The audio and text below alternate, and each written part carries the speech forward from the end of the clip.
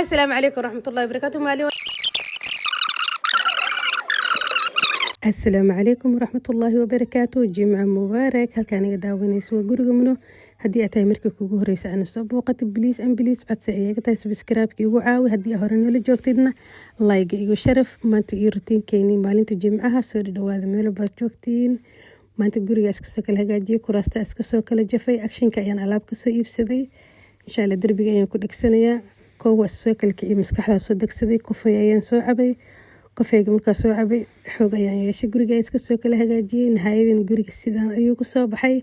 please haddii ay igu cusub tahay subscribe-ka igu caawi. haddii aad hore ila joogtidna like igu sharaf. aad baan kaaga mahad celinayaa. ku sali nabigeena calayhi afdal salaatu wassalaam.